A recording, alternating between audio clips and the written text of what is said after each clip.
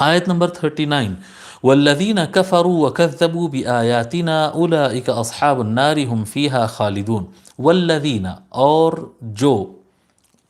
جو الذین، جو لوگ، الذین کفروا، کفر یکفر، انکار کرنا، جی انکار کرنا، کفر کرنا یعنی حق کا انکار کرنا، حق کو چھپانا۔ والذین کفروا، اور جو کفر کیے، وکذبوا بآیاتنا، والذین کفروا، یہاں پر کفر کس سے ہو رہا ہے، کس چیز کا انکار ہو رہا ہے؟ جی اوپر اس سے اوپر کی آیت میں کیا ہے؟ فَإِمَّا يَأْتِيَنَّكُم مِّنِّي هُدًى، بس اگر میرے پاس سے تمہارے طرف ہدایت آئے، فَمَن تَبِعَ هُدَايَ فَلَا خَوْفٌ عَلَيْهِمْ، جو اس میری ہدایت کی اتباع کرے گا اس پر کوئی ڈر نہیں ہے۔ وَالَّذِينَ كَفَرُوا، اور جو اس کا انکار کیے، یعنی اس ہدایت کا انکار کیے جو اللہ تبارک و تعالیٰ کی طرف سے قرآن آئے، تورات آئے، زبور آئے، انجیل آئے،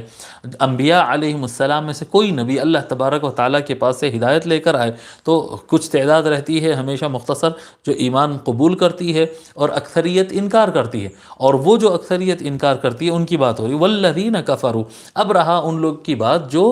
میری ہدایت کو نہیں مانتے، اس کا انکار کرتے ہیں، اس کو چھپاتے ہیں، اس کو مینیپولیٹ کرتے ہیں۔ والذین کفروا وکذبوا بآیاتنا، اور ہماری آیتوں کو، وکذبوا، اور تکذیب کیا، جھٹلانا، کذب یکذب، جھٹلانا، یہ جھوٹ کہنا کسی کو نہیں، یہ غلط ہے کہنا، جی کفروا، وہ حق کا انکار کیے اور حق کو چھپائے اور جھٹلائے، بآیاتنا، ہماری آیتوں کو، جی آیت مفرد ہے، آیات اس کے جمع ہے، جی آیات اس کی جمع ہے، آیاتنا، ہماری آیات، جی ہماری آیات، کذبا، جھوٹ بولا، جھوٹ بولا، کذب بی، یہ کذبہ کا لفظ جو با کے صلہ کے ساتھ آتا ہے تو اس کا مطلب ہوتا ہے جھٹلا دینا، یعنی سامنے والے کو جھوٹا ہے کہنا، سامنے والے کو غلط ہے کہنا، سامنے والے پر غلط ہونے کا الزام لگانا۔ کذبوا بآیاتنا، انہوں نے ہمارے آیتوں پر جھوٹے ہونے کا الزام لگایا، اور جو لوگ کفر کیے اور ہمارے آیتوں کو جھٹلائے، اولئک، وہ لوگ جمع کے لیے، ذالک واحد کے لیے، ذالک کہتے ہیں، دور کے لیے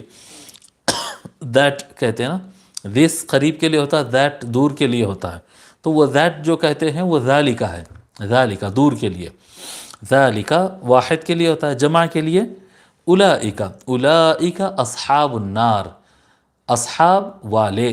اصحاب صاحب ساتھی کو بھی کہتے ہیں، والے کو بھی کہتے ہیں، صاحب البیت گھر والا، صاحب البیت گھر والا، صاحب الارض زمین والا،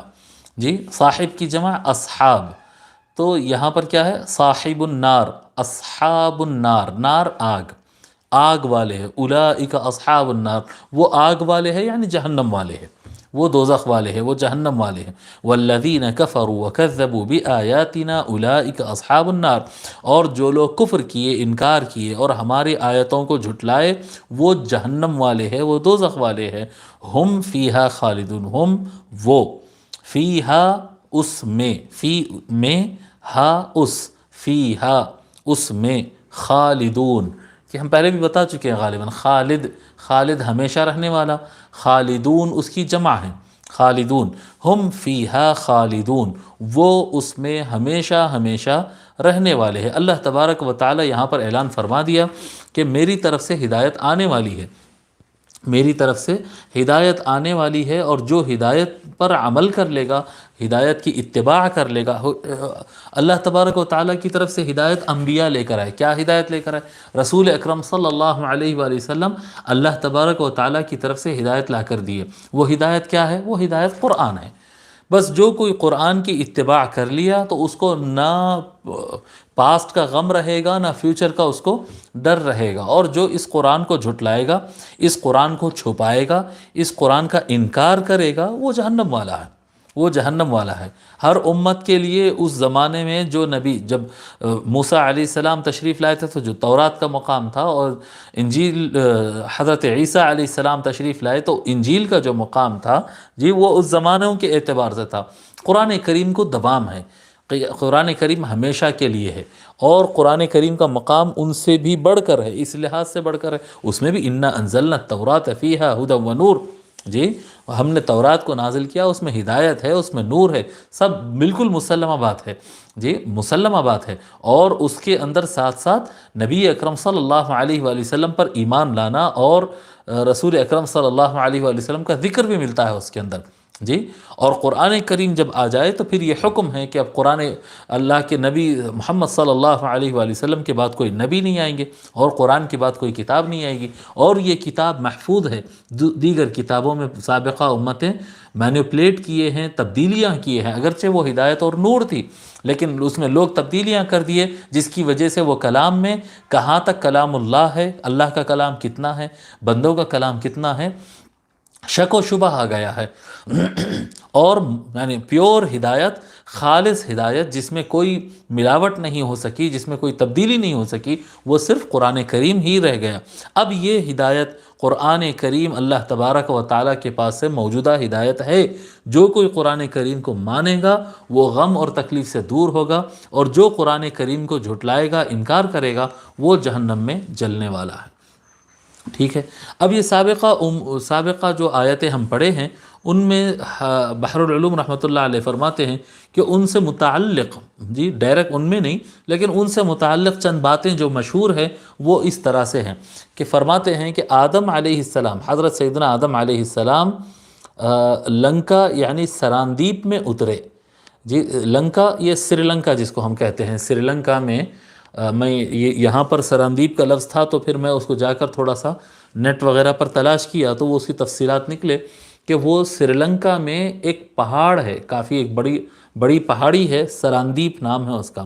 تو حضرت فرماتے ہیں کہ سری لنکا میں سراندیپ مقام پر یعنی سراندیپ کی پہاڑی پر حضرت آدم علیہ السلام اتارے گئے تھے، اور عرفات، میدان عرفات جو ہے نا، جو حج کو جاتے ہیں تو میدان عرفات میں ٹھہرتے ہیں، وہاں پر جبل رحمت بھی ہوتا ہے، تو میدان عرفات میں آدم و حوا آپس میں ملے اور ایک دوسرے کو پہچانے، آپس میں ایک دوسرے کو پہچانے، کیونکہ جنت میں جب رہتے تھے تو حال حلیہ بہت بہتر تھا، اور جب زمین پہ آئے تو ایک وحشت تھی، ایک پریشانی تھی، تکلیف تھی، اور زمین کے الگ الگ خطوں میں اتارے گئے تھے، ایک دوسرے کو تلاش کرتے تھے، تو عرفات میں ایک دوسرے کو دیکھے، اور دیکھ کر حالتیں کافی بدل چکی تھی لیکن دیکھ کر ایک دوسرے کو پہچان لیے ہیں، اسی وجہ سے کہتے ہیں اس کو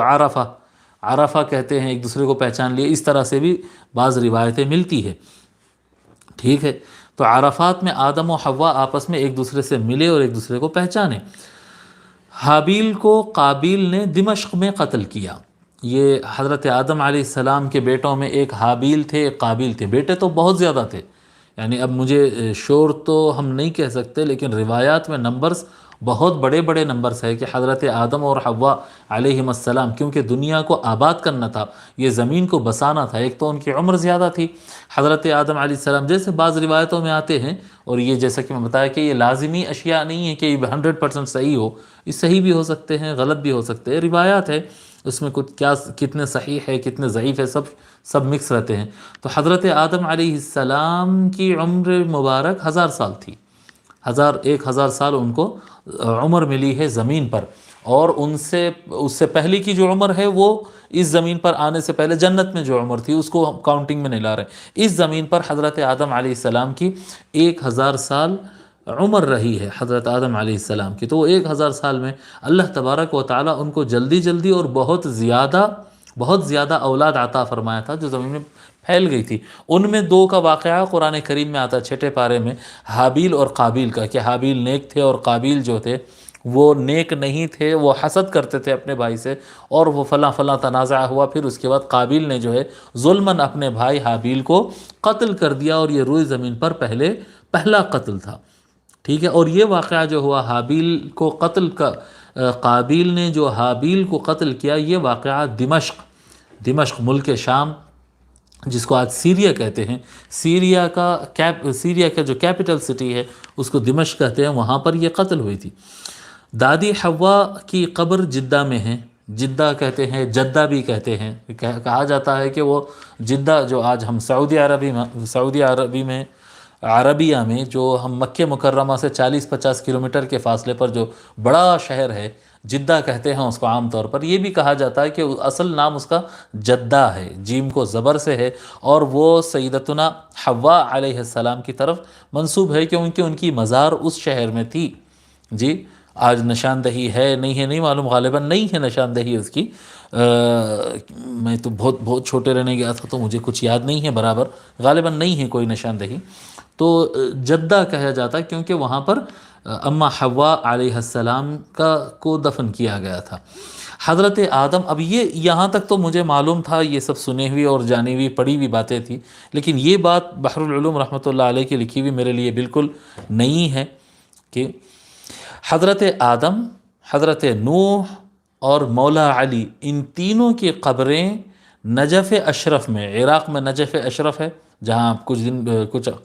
عرصہ قبل میں اپنے والد بزرگوار والدین کے ساتھ جا کر زیارت کیا تھا. مولا علی کی مزار ہے، وہاں پر فاتحہ پڑھے، قرآن پڑھے، اذکار پڑھے، جو پڑھنا تھا وہ پڑھے، وہ بالکل ٹھیک ہے. لیکن حضرت قبلہ رحمۃ اللہ علیہ لکھتے ہیں کہ حضرت آدم علیہ السلام، حضرت نوح علیہ السلام اور مولا علی علیہ السلام، یہ تینوں کے مزارات ایک دوسرے سے متصل ہے.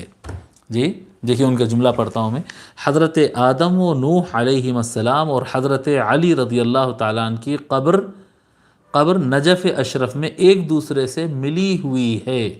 ایک دوسرے سے ملی ہوئی ہے. تو یہ بات مجھے بھی نہیں پتا تھا. اب میں سمجھتا ہوں حضرت آدم علیہ السلام کی مزار سے متعلق کہ ان کی مزار کہاں پر ہے، کہاں پر ان کی تدفین ہوئی، اس میں کافی اختلاف ملتا ہے. اور جیسا کہ میں بتایا کہ یہ جو اس طرح کی روایتیں رہتی ہے، یہ قطعی روایتیں نہیں رہتی ہے. ہو سکتا کوئی اور مقام پر بھی ہو سکتا جو روایت کو حضرت بحر العلوم رحمۃ اللہ علیہ ترجیح دیے وہی صحیح ہو کہ مولا علی علیہ السلام اور حضرت آدم علیہ السلام کی مزار وہاں پر ایک دوسرے کی مزارات سے ملے ہوئے ہو. بالکل یہ بھی ہو سکتا ہے. اور اگر کوئی اس کے علاوہ مانے تو وہ بھی ممکن ہے، پاسبلٹی ہر طرف ہے، کیونکہ کوئی چیز قطعی قرآن سے یا حدیث متواتر وغیرہ سے کوئی قطعی روایت ہمارے پاس نہیں ہے. تو یہ امکانات رہتے ہیں، اور ہر عالم کی اپنی ریسرچ کے مطابق اپنی ریسرچ کے مطابق ان کی اپنی تحقیق ہوتی ہے، ان کا استنباط ہوتا ہے اور ان کی ترجیح ہوتی ہے. اپنی تحقیق کے مطابق وہ روایت کو ترجیح دیتے ہیں.